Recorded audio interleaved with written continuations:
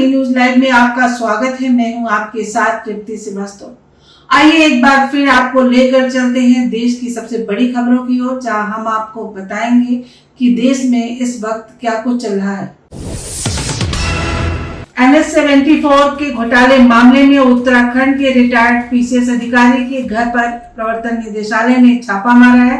ED की टीमें उनके निवास स्थान पर उनके दस्तावेज को खंगाल रही है। आपको बता दें कि NH-74 घोटाला उत्तराखंड के सभी घोटालों में सबसे बड़ा घोटाला माना गया है, जो 2017 में त्रिवेंद्र सिंह रावत सरकार बनने के तुरंत बाद सामने आया था।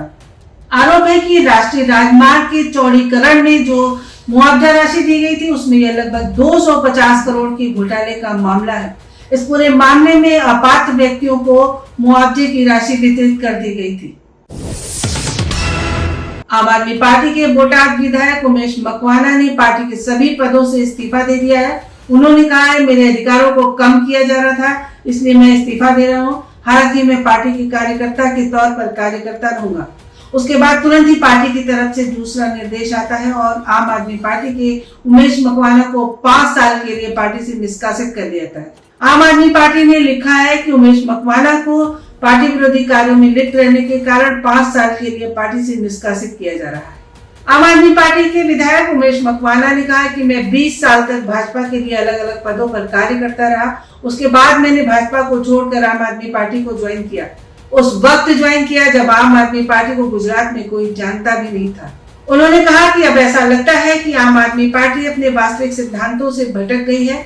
मैं लोगों के बीच जाऊंगा, कुछ अलग लोगों से मिलूंगा और अलग पार्टी बनाने पर विचार करूंगा। Ahmedabad air India plane crash मामले में बड़ी सफलता, ब्लैक बॉक्स की एक्सेस चालू, डेटा प्रोसेसिंग शुरू।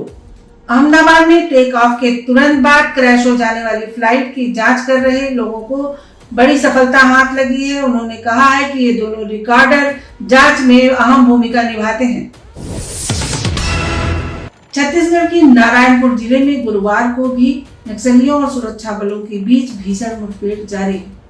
जिले के अबुझमाड़ के जंगलों में यह मुठभेड़ जारी है।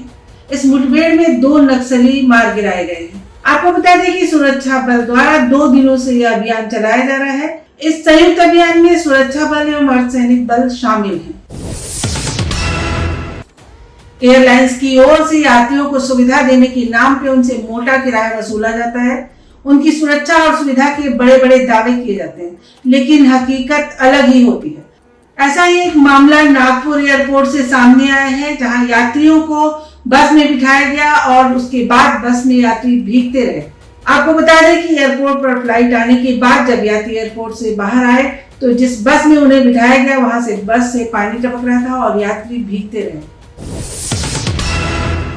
इटावा में कथावाचक की जाति पूछकर उसको गंजा करने के मामले में इटावा में हुए बवाल पर अब देश के मुखिया सीएम योगी सख्त हो चुके हैं।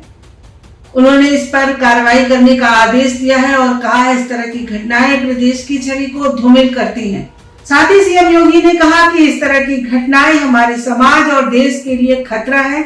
ऐसी किसी भी कार्रवाई के लिए प्रशासन किसी भी शासनादेश का आदेश के इंतजार न करे और स्वयं विवेक से इस तरह की घटनाओं पर तुरंत कार्रवाई करे।